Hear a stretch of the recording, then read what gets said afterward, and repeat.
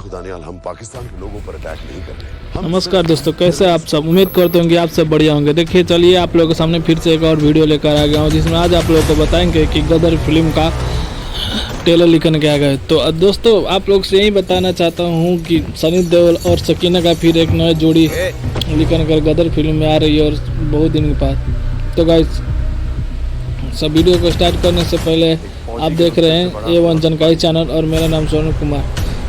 तो guys, video को शुरू से अंत तक बने रहिएगा, और वीडियो कैसा लगे आप लोग जरूर कमेंट में बताइएगा।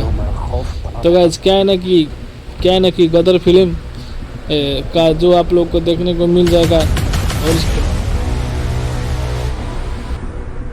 जो सबसे बड़ी टेररिस्ट पाकिस्तान में बैठे हैं, उन्हें कभी सजा नहीं मिलेगी।